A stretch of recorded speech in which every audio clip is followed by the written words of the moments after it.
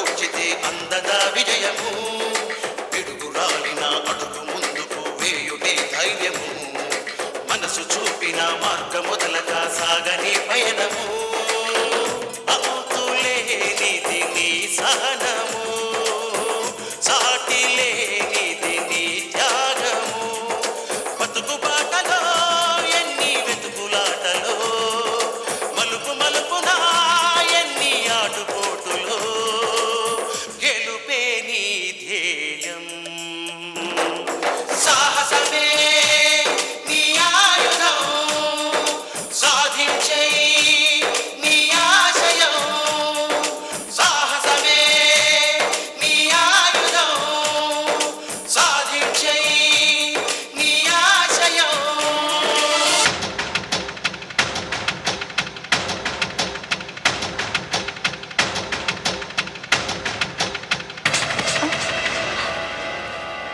ఏంటి గీత వెతుకుతున్నావు? Medical reports. Medical రిపోర్ట్సా? దేనికి? సీత గురించి ఎంత చెప్పినా పెద్దమ్మ నమ్మడం లేదు. ఎట్టి పరిస్థితుల్లోనూ సీత తప్పు చేయదనే నమ్మకంతో ఉంది. మెడికల్ రిపోర్ట్స్ చూపించి నిజాన్ని తెలియజెప్పాలనుకుంటున్నాను. అలాగా, అయితే నేను కూడా వెతుకుతాను.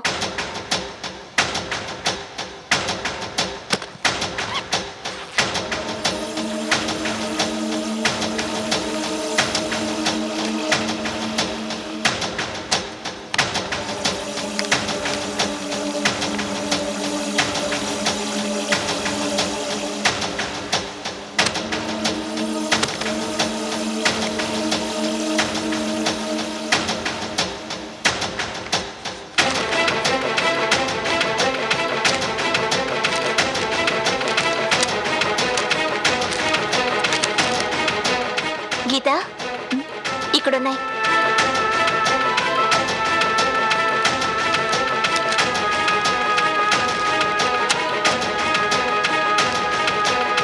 పద.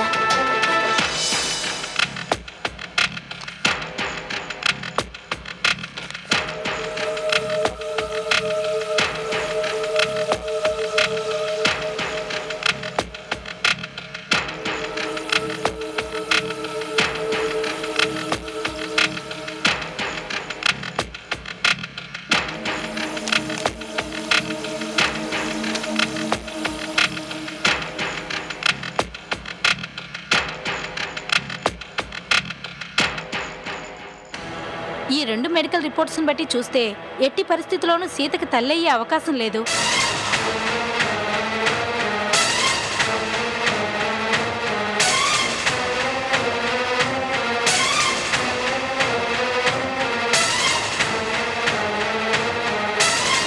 కానీ తండ్రి అయ్యే అర్హత అవకాశం జయకృష్ణకుంది.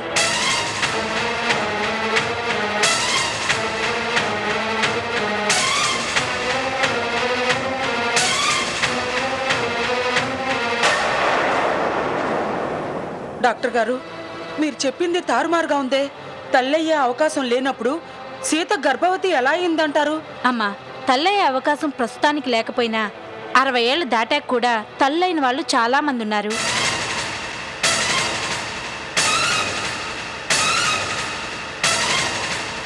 ఈ వయసులో తల్లి కానంత మాత్రాన భవిష్యత్తులో తల్లి అయ్యే అవకాశం లేదని ఖచ్చితంగా చెప్పలేము.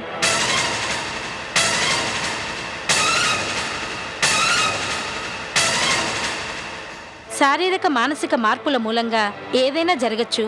సీత విషయంలో కూడా అలాగే జరుగుండొచ్చు. డాక్టర్ గారు, మళ్ళీ అడుగుతున్నానని ఏం అనుకోవద్దు. సీత తల్లయ్యే అవకాశం లేనప్పుడు మరి గర్భవతి ఎలా అయిందంటారు? అయ్యే అవకాశం ఉందని చెప్పాను కదమ్మా. ఇంకేమైనా సందేహాలున్నాయా? ఏమీ లేవు డాక్టర్. ఇక నేను వెళ్ళొస్తాను.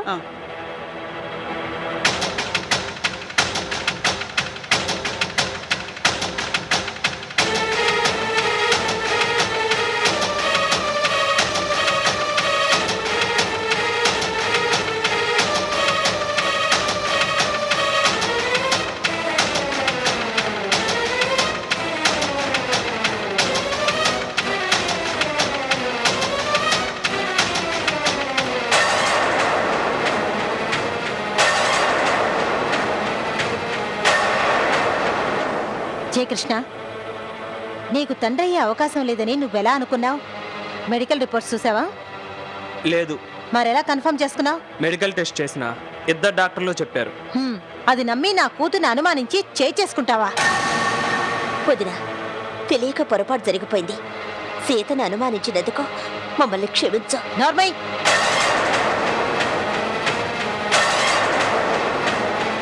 అత్తయ్య, నిజం తెలుసుకోకుండా తొందరపడినందుకు నన్ను క్షమించు.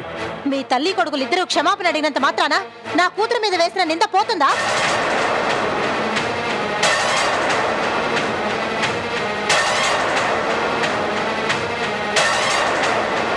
కులట పతిత అని మీ ఇష్టం వచ్చినట్టు మాట్లాడారు. మా ఆయన ఎలాంటి వారైనా కావచ్చు, కానీ నేను నా కూతురు అలాంటి వాళ్ళం కావు. లక్ష్మి, ఆవేశపడకు. మీరు ఊరుకోండి అత్తయ్య. వీళ్ళ కుమ్ములాటలో నా కొడుకు బలైపోయాడు. ఇప్పుడు నా కూతుర్ని అకారణంగా అనుమానించి అవమానించారు. దాంతో నా కూతురు ఇంట్లోంచి వెళ్ళిపోయింది. ఇప్పుడు అది తిరిగి వస్తుందా? ఒకవేళ అవమానం తట్టుకోలేక ఏకైచ్ఛన చేసుకుంటే వీళ్ళు నా కూతుర్ని తిరిగి తీసుకురాగలరా? చెప్పవే, నా కూతుర్ని తిరిగి తీసుకురాగలవా? చెప్పరా, నా కూతుర్ని తిరిగి తీసుకురాగలవా? మీరంతా కలిసి నా కూతురి జీవితాన్ని సర్వనాశనం చేశారు. సర్వనాశనం చేశారు.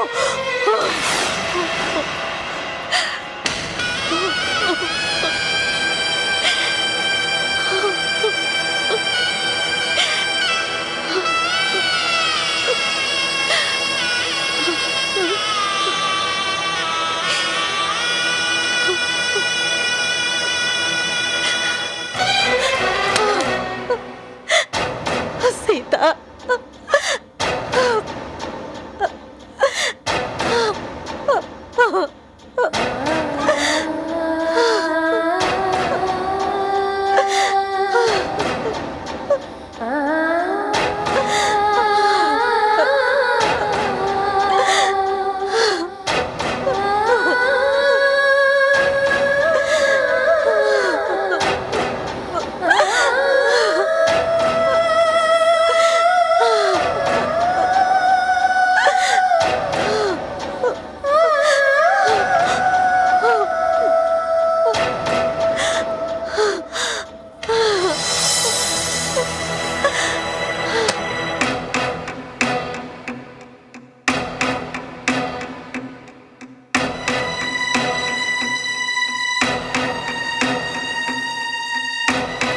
లక్ష్మి, నువ్వు ఇక్కడ, శాంతి అక్కడ బాధపడుతూ కూర్చుంటే ఎలాగమ్మా?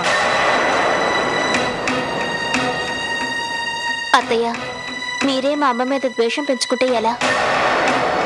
పెద్దమ్మా, మీకు చెప్పాల్సిన వాళ్ళం కాదు. మీకన్నీ తెలుసు.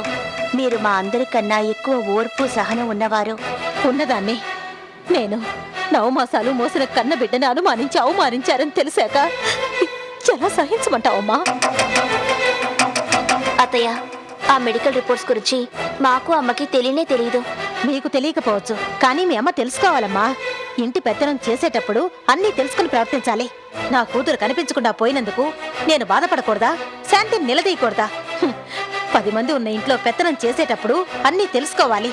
ఎక్కువ తక్కువ అని కాకుండా అందర్నీ ఒకేలా చూడాలి. కాసేపు అభిమానం, కాసేపు అనుమానం ఉన్నట్టు ఉండకూడదు. అది పెత్తనం అనిపించుకోదు, పక్షపాతం అనిపించుకుంటుంది.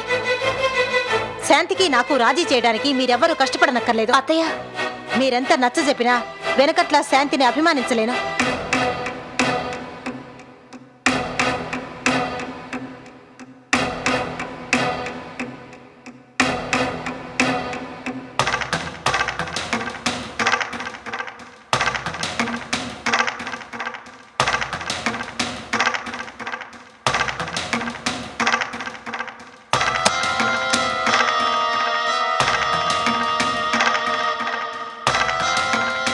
పెద్దమ్మా, సీతక్క చాలా మంచిది. నాకు తెలిసి ఏ తప్పు చేసి ఎరగదు. ఇంటిని సరిదిద్దడంలో మా అత్తగారి కన్నా సీతక్కే ఎంతో బెటర్. సీతక్క నిప్పులాంటిదని నేనెప్పుడూ చెప్పాను, కానీ మా అత్తగారు నా మాట వింటేనా సీతక్కను వెనకేసుకొస్తున్నానని నా మీద మండిపడింది. అంతేకాదు పెద్దమ్మా, వ్యాపార విషయాల్లో తన 3 కొడుకుల్ని తన చెప్పు చేతుల్లో ఉంచుకోవాలని చూసింది. వాళ్ళేమన్నా చిన్నపిల్లలా? ఎన్నాళ్ళని వాళ్ళలా కంట్రోల్ చేస్తుంది? వాళ్ళకి స్వేచ్ఛా స్వాతంత్రాలనివ్వాలని పదే పదే సీతక్క పట్టుపట్టింది. అది మా అత్తగారికి నచ్చలేదు. పైగా సీతక్క మీద కక్ష కట్టింది. తనకు వ్యతిరేకంగా ఉన్న సీతక్కను ఏదో విధంగా ఇంటి నుంచి వెళ్ళగొట్టాలని అనుకుంది. కడుపు విషయం తనకు అనుకూలంగా మార్చుకొని లేనిపోని నిందలు వేసి సీతక్కను బయటికి వెళ్లేలా చేసింది.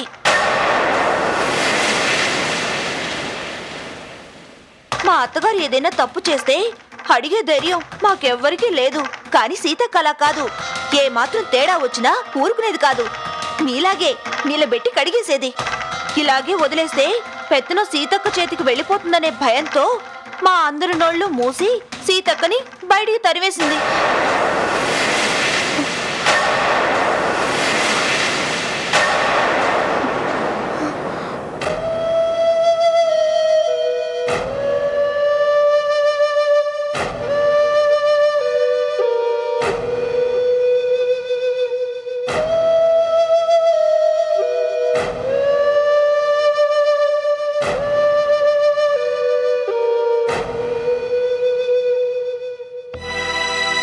శాంతి, మేము లక్ష్మికి ఎంత నచ్చ చెప్పి చూసినా లాభం లేకుండా పోయిందమ్మా. అత్తయ్యకి ఇంకా నీ మీద పీకల దాకా కోపం ఉందమ్మా. నీ తప్పేం లేదని ఎన్ని విధాలు నచ్చ చెప్పినా పెద్దమ్మ వినడం లేదత్తయ్య. పైగా ద్వేషాన్ని మరింత పెంచుకుంటుంది. ఎంతో ఇష్టంగా అన్యోన్యంగా ఒకే మాట మీద ఉండే మీరిద్దరూ ఇలా ఎడమొహం పెడమొహంగా ఉండడం చూస్తుంటే మాకు చాలా బాధగా ఉందమ్మా. బాధపడి ఏం చేయగలరు? ఓపిక పట్టాల్సిందే. తన కూతురు కనిపించకుండా పోయిందనే బాధతో వదిన అలా ప్రవర్తిస్తుంది. మనం పట్టించుకోకూడదు. కొన్నాళ్లు పోతే నిజాలేమిటో వదిలికే తెలుస్తాయి. అంతకు మించి ప్రస్తుతానికి మనం చేయగలిగిందేమీ లేదు.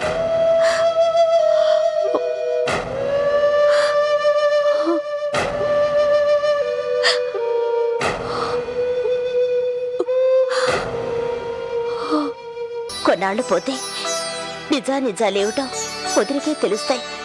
అంతకు మించి ప్రస్తుతానికి మనం చేయగలిగిందేమీ లేదు.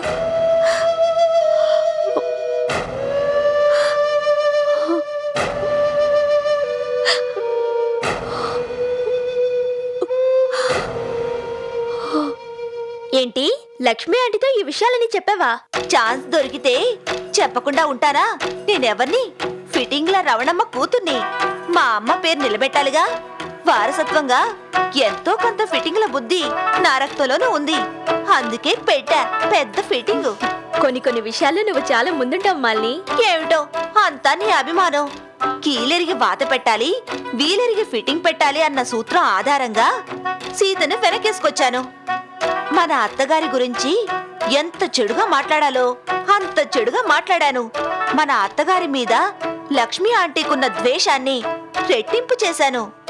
లక్ష్మి ఆంటీకి ఇప్పుడు మన అత్తయ్య గారి మీద నమిలి మింగేయాలన్నంత కోపంగా ఉంది. సీత బయటికి పోవడం మన మంచికే అన్నట్టయింది. అవుననిత, అత్తగారు మనల్ని పట్టుకొని ఎంత ఆట ఆడించింది. తన కోట్లో బంతుందని తెగ గంతులేసింది. ఇప్పుడు లక్ష్మి ఆంటీ రూపంలో ఆ బంతి మన చేతికొచ్చింది. ఇది మనకి గోల్డెన్ ఛాన్సు. లక్ష్మి ఆంటీకి మనం ఫుల్ సపోర్టుగా ఉంటూ సమస్యల మీద సమస్యలు సృష్టించాలి. అప్పుడు తట్టుకోలేని మన అత్తగారు ఎవరి వాటాలు వాళ్ళకి పంచి పారేస్తుంది. మన సంచి పుచ్చుకొని మన దారి మనం చూసుకోవాలి. లక్ష్మి ఆంటీకి నేను చెప్పడమే కాదు, వీలు చూసుకొని నువ్వు కూడా చెప్పాలి. అంతేకాదనిత, మన మొగుళ్లతో కూడా లక్ష్మి ఆంటీకి చెప్పించాలి. వాటాలు పంచేలా మన తరపున వాదించమని చెప్పాలి. మీ ఆయన పిలుస్తున్నారు. నా సవతి కడుపుతో ఉంది కదా, వేరే దారి లేదు. హే, నేను చెప్పింది మర్చిపోకు. మీ ఆయనతో మాట్లాడు. ఇదిగో వస్తున్నానండి.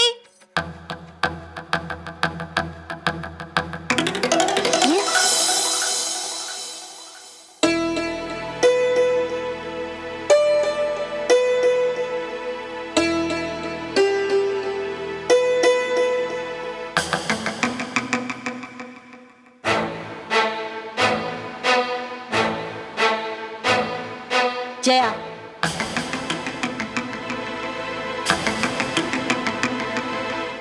పని పాట ఏమీ లేనట్టు తాపీగా సిగరెట్ కాలుస్తున్నావా?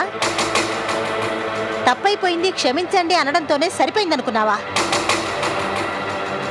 ఇల్లొదిలో వెళ్ళిపోయిన నీ భార్య గురించి పట్టించుకోవాల్సిన బాధ్యత నీకు లేదా? వెతకాల్సిన అవసరం లేదా?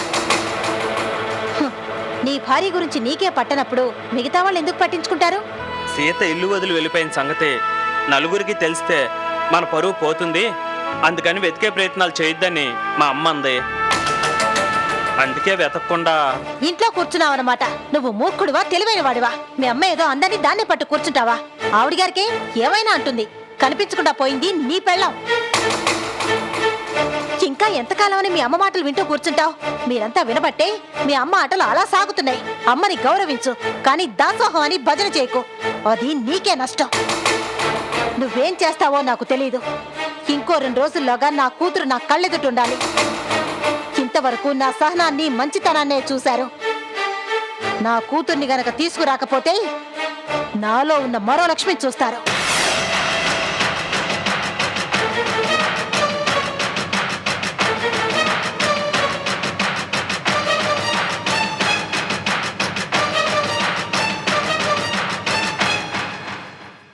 ఇంతవరకు నా సహనాన్ని మంచితనాన్నే చూశారు. నా కూతుర్ని గనక తీసుకురాకపోతే నాలో ఉన్న మరో లక్ష్మి చూస్తారు.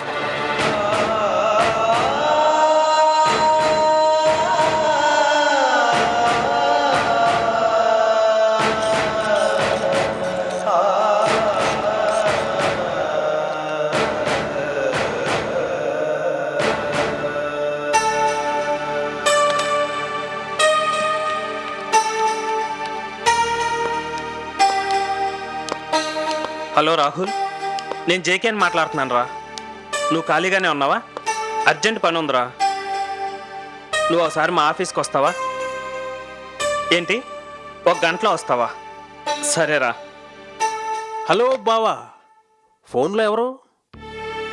సీత ఇంట్లోంచి వెళ్ళిపోయింది కదా, వెతకటానికి నా ఫ్రెండుని రమ్మన్నాను. పారిపోయిన పెళ్ళాన్ని వెతికే పని ఫ్రెండ్కి ఎండార్స్ చేస్తున్నావా బావా? దాన్ని వెతకడం దేనికి? కనిపిస్తే ఇంటికి తీసుకువెళ్తావా? చెడిపోయి గడప దాటి వెళ్ళిపోయిన దాన్ని తిరిగి గడపలోకి తీసుకొస్తానంటావా? అగ్ని ప్రవేశం చేయించి పతివ్రతగా నిరూపించడానికి నీ సీత రామాయణ సీత కాదు. రామాయణంలో సీత మీద పడింది కేవలం నింద మాత్రమే, కానీ నీ భార్య ఎలా కాదుగా, 100% చెడిపోయింది. నో, మీరు చెప్పేది కరెక్ట్ కాదు. మీకు నిజం తెలియదు. సీత ఏ తప్పు చేయలేదు. ఆ సంగతి ఇంతకు ముందే తెలిసింది. నేను, మా వాళ్ళు, తెలిసిన మీలాంటి వాళ్ళు అందరూ సీతను అపార్థం చేసుకున్నాం. ఊరుకోవయ్యా, చెప్పావు గాని ఎవరితోనో తిరిగి నెల తప్పిన పెళ్ళాన్ని పట్టుకొని ఆకాశానికి ఎత్తావేంటి? నీకెవరో రాంగా చెప్పుంటారు. ముమ్మాటికి సీత పతిత కులట. భర్తకి అత్తవారికి తలవంపులు తీసుకొచ్చిన నీచాతి నీచురాలు. Shut up! సీతను పట్టుకుని ఇష్టం వచ్చినట్టు మాట్లాడతావేంటి? అది ఎలాంటిదో తెలుసు కదా. ఏంటి నీకు తెలిసింది? నువ్వు మీ అక్క ఎలాంటి వాళ్ళో నాకు తెలీదా? ఇందాకటి దాకా నేను మీలాగే సీతను అపార్థం చేసుకున్నాను, కానీ మెడికల్ రిపోర్ట్ చూసిన తర్వాత నిజం తెలిసింది. ఏంటి నీకు తెలిసిన నిజం? తండ్రి అయ్యే అర్హత నాకుందని. ఎవడయ్యా నీకు అలా చెప్పింది? మెడికల్ రిపోర్ట్స్ బట్టి చెప్తున్నావా? మ్యాటర్ పడేస్తే మనకు కావాల్సిన విధంగా కావాల్సిన మెడికల్ రిపోర్ట్స్ వస్తాయి. అంతెందుకు, నేను ఆడదానన్న రిపోర్ట్ పుట్టించినా, ఇది మగాడన్న రిపోర్ట్ తెప్పించినా, బాబే చాలా అమాయకంగా ఉన్నావే నువ్వు. పెళ్ళైన 4 ఏళ్లకి ఏ పుణ్యాత్ముడో పుణ్యం కట్టుకోబట్టి నీ పెళ్ళానికి కడుపు వచ్చింది.